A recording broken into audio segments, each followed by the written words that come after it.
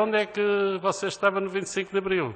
Pronto, no 25 de Abril eu estava exilado na Suíça, portanto não estava no segredo dos conspiradores de maneira nenhuma, porque agora há pessoas que diziam, eu já sabia que eles iam fazer no dia 24, que iam andar 24 à noite e tal. Eu não sabia absolutamente nada.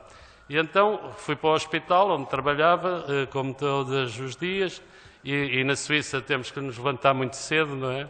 E quando cheguei, o meu chefe perguntou-me assim, mais qu'est-ce qui se passe chez vous? E eu disse, chez moi e tal.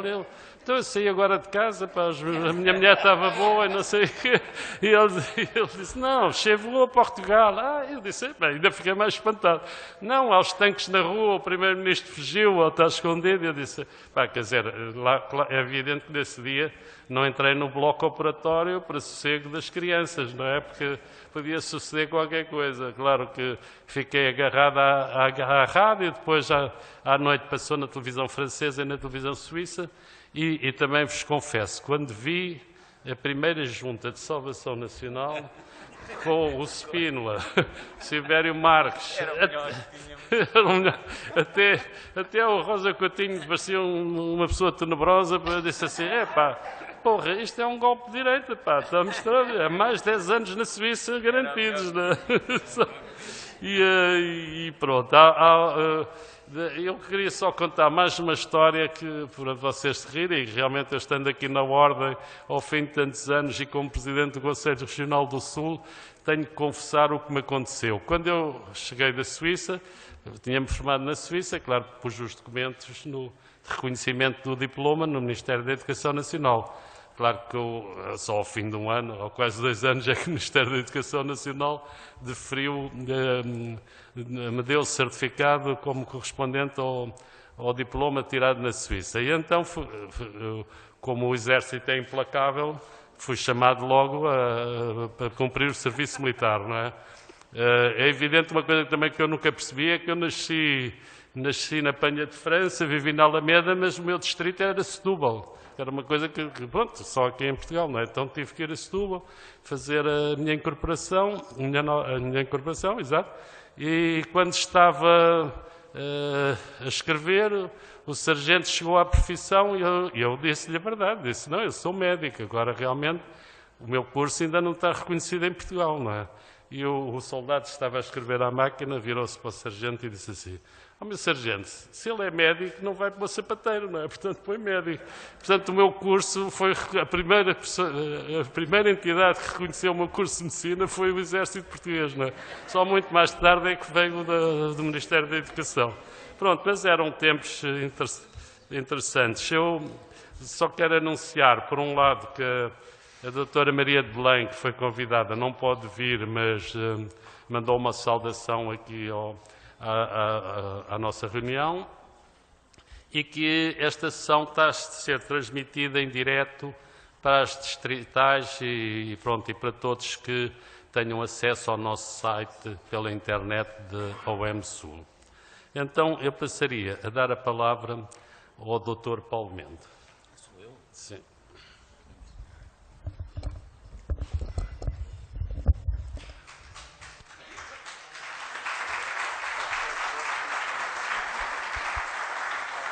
Não. Não, está ligado. É sim, está ligado. Bem, então, muito boa tarde. Primeiro que todos os meus cumprimentos à mesa e os meus agradecimentos pelo honroso convite que me foi dirigido pela Ordem e que permite-me conversar um pouco, não sob a forma de nenhum discurso mais ou menos programado e programático, mas aproveitar o dia para dizer algumas coisas que gostaria de começar por ser primeiro que tudo uma homenagem minha em relação ao 25 de Abril. E em relação ao 25 de Abril eu gostava de dizer que para mim o 25 de Abril, não é só para mim, é para muita gente, é o grande promotor da liberdade neste país. O resto interessa-me pouco. E se passamos por períodos e por fases de uma certa depressão social e um certo desentendimento entre todos nós, isso é culpa do 26, não é culpa do 25.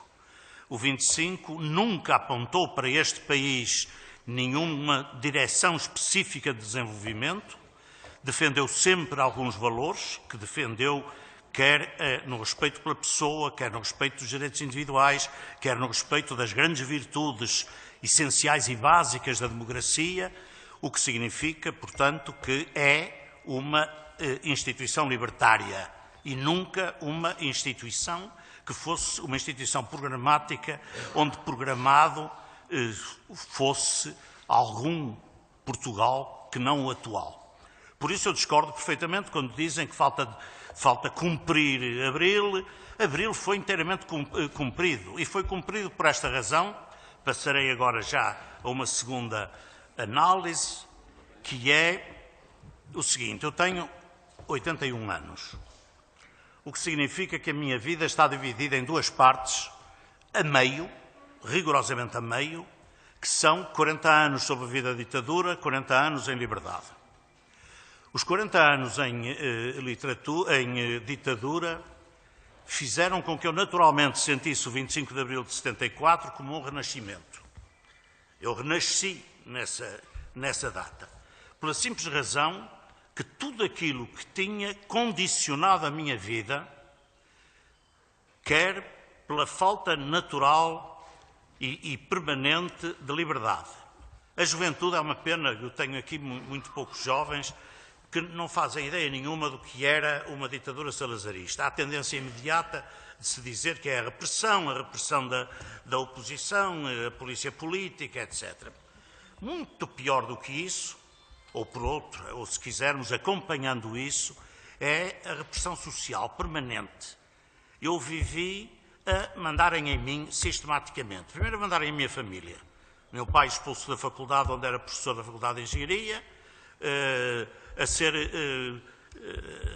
e eu, logo, muito cedo, a sentir a repressão no próprio liceu, por não pertencer e me recusar a entrar na Universidade Portuguesa e ter a minha farda.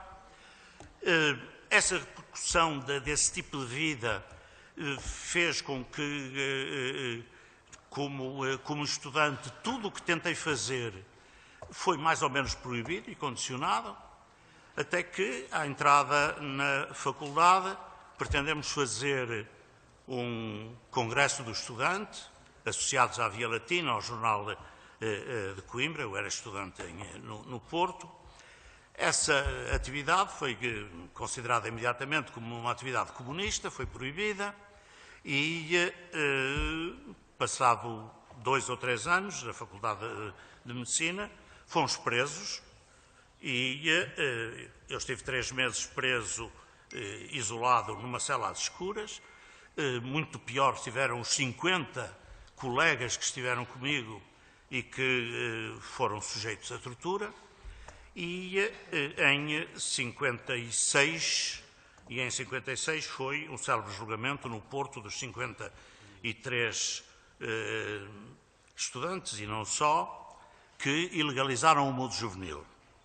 O mudo juvenil que tinha sempre defendido uma oposição democrática e que se recusava a entrar na clandestinidade. Nesse sentido, eu sentia que era um aderente do mudo juvenil, embora sempre tenha sido, desde que me conheço como entidade pensante, não comunista, ou se quisermos mesmo anticomunista. Costumo inclusive dizer na piada que é um anticomunista primário, secundário e superior. Nunca alinhei, porque para mim a liberdade é a condição essencial do ser humano. E, nesse sentido, há valores da democracia, mas a democracia tem que ser feita por nós, tem que ser feita pelo tal 26 de Abril. E, nesse aspecto, nós, não digo que falhamos, o país tem tido uma evolução, apesar de tudo, espetacular, mas precisamos de fazer muita coisa. E é muito difícil nós, às vezes, sentirmos que aquela frase que se atribui aos romanos, não é? Dizer que vive aqui um povo que não se governa nem se deixa governar, começa a ter algum sentido. Há coisas que a gente não percebe, porque é que não nos entendemos. Porque é que sistematicamente cada um acha que a democracia é aquela que ele pensa e não pensa que a democracia exige um alicerce de tolerância e compreensão do outro e liberdade da opinião do outro, que é completamente contraditória à nossa prática política do dia-a-dia, em que sistematicamente temos uma cultura de futebol e não uma cultura cívica. Bom, nesse sentido, no dia, em 25 de Abril, eu optei perfeitamente, já tinha optado, por 2 objetivos na minha vida. Uma nova especialidade, a neuroradiologia, fui o primeiro neuroradiologista do país, e a política de saúde. E, nesse sentido, orientei a minha vida, que vinha já de uma coisa perfeitamente fulcral também na minha vida, que foi, formei-me em 59, pleno, perfeito e pleno movimento dos novos sobre a tutela, chamemos, ou a direção de Miller Guerra, e lá no Porto, por Albino Aroso. Eu era recém-inscrito na Ordem, inscrevi-me em 59, depois de ter perdido 2 anos, porque na tropa também acharam que eu não tinha moral suficiente para ser oficial, e de maneira que fui uma gala, ou por outra fui soldado cadete, durante 2 anos, não me promoveram. E, nesse sentido, perdi 2 anos da minha vida, formei-me em 57, inscrevi-me na Ordem em 59.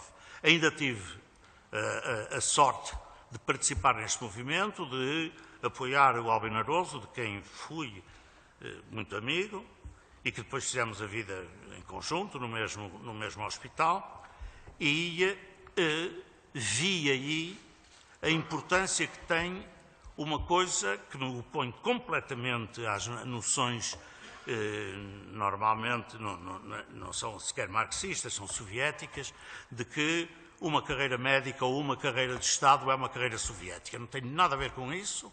Há um princípio, para mim, fundamental, que é uma democracia é tanto mais democrática quanto está sustentada por instituições hierárquicas, meritocráticas e não decididas por dedo no ar. E é a justiça, o exército, a carreira docente, a carreira, para mim, médica, carreiras de Estado, não tem nada a ver com carreiras soviéticas, se quisermos, ou carreiras de Estado administrativo. Nesse sentido, desde essa altura, eu dediquei-me, como disse, primeiro à minha profissão, e quando em 72 fiz o meu último concurso como assistente hospitalar, pude, a partir daí, e por já ter internos na minha especialidade e no meu serviço, desde aí começar a dedicar-me também à política de saúde. Fui diretor do Hospital de Santo António, fui diretor do primeiro serviço que criei de neuroradiologia, fui presidente do Instituto de Ciências Abel Salazar e fui secretário de Estado do primeiro governo constitucional, em 1976, 77, presidido pelo Dr. Mário Soares e tendo como ministro o Dr. Armando Bacelar. Era um governo do PS, eu era independente, não tinha nada a ver com os partidos, mas aceitei aquilo que me pareceu e que se tornou um objetivo para mim fulcral da minha vida cívica. Nessa altura, julgo que há uma pequena experiência que eu terei que contar e que é muito pouco falada e que é o seguinte: eu quando cheguei ao Ministério, para ocupar o lugar, portanto, de secretário de Estado, encontrei no Ministério um grupo de servidores do Estado perfeitamente excepcional. Por sorte, em vez de fazermos aquilo que em muitos ministérios foi feito, que é a sua limpeza, fazendo e mandando para casa todas as pessoas que lá se encontravam, pelo contrário, no Ministério da Saúde Tratava-se de um grupo que tinha já iniciado a grande caminhada para o Serviço Nacional de Saúde. Tínhamos tido a sorte de, a partir de 68, para não ir um bocadinho mais atrás, que se podia ir, mas a partir de 68 termos tido, primeiro, um Ministro da Saúde, Dr. Neto Carvalho, que fez pela primeira vez o Estatuto Geral dos Hospitais e o Regulamento Geral dos Hospitais. Em 72, Dr. Gonçalves Ferreira e o seu grupo, que eu vou falar, fizeram 2 decretos-leis fundamentais, o 413 e o 414, que estruturaram aquilo que poderia ser e que depois se tornou o Serviço Nacional de Saúde. E quando cheguei ao Ministério, eu era um simples cidadão, sem prática nenhuma política, a não ser ter estado na cadeia e ter problemas com os nossos políticos. Encontrei um grupo extremamente sabedor, conhecedor, estudioso e dedicado. Chama-se a isso um servidor de Estado, coisa que atualmente vejo muito pouco, que sacrificaram parte da sua vida em função de objetivos e recebendo salários sempre foram muito baixos, um carro velho e um telefone em casa. E com isso não tinham horas extraordinárias, não tinham fins de semana, não tinham coisa nenhuma, dedicados à tarefa de acompanharem os políticos e com eles começarem a fazer o Serviço Nacional de Saúde.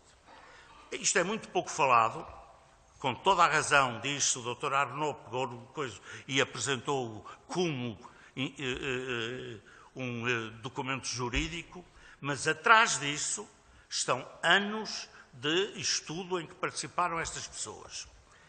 E eu lembro desse grupo, eu já publiquei isso num livro que a doutora Ana Escoval, da Associação Portuguesa de Desenvolvimento Hospitalar, fez publicar há uns anos, um capítulo convidou-me a fazê-lo, e esse grupo eu cito só o Arnaldo Sampaio, Gonçalves Ferreira, Corneliano Ferreira, Caiola da Mota, Augusto Mantas, Mariana Diniz de Sousa, Maria dos Prazeres Beleza, Prado Quintino, Nogueira da Rocha, Gonzaga Ribeiro, Aloísio Coelho, uma jovem geração de administradores feitos ainda em França, que chegaram nessa altura, e tantos outros que eu não posso agora citar ou lembrar-me deles, mas que foram os nossos mestres. Foram estes homens que ensinaram os políticos da saúde a seguirem um caminho que estava dado pela nossa Constituição, que é a criação de um Serviço Nacional de Saúde, universal, geral e, nessa altura, gratuito, antes da criação de tendencialmente gratuito, e que representa tudo como um serviço criado pelo Estado, com carreiras públicas do Estado e não com carreiras administrativas de função pública. Isso trouxe, naturalmente, algumas modificações entre as pessoas e entre os grupos, e neste primeiro governo, passado 2 anos, acabou, e novamente em 1981, também como independente, fui convidado pela AD novamente para secretário de Estado, sendo presidente o Dr. Luís Barbosa, sendo, desculpa, ministro. E foi nessa altura que me foi possível, com um grupo à minha volta no próprio gabinete, com esta gente ainda nos respectivos pelouros, fazermos, criarmos e publicarmos em 1982 o Decreto-Lei 310, que é o Decreto das Carreiras Médicas. De notar que nós estamos aqui, e foi o que me pediram, falar nas carreiras médicas. Este diploma junta-se a outros diplomas que criamos e com que eu me tinha batido desde 76, que é a modificação completa da estrutura de formação dos profissionais de saúde e a criação dos respectivos diplomas. E assim a enfermagem passou, e como também os outros, mas sobretudo a enfermagem adquire um aspecto fulcral na nossa evolução, um estatuto de formação, de formação superior, do ensino superior politécnico,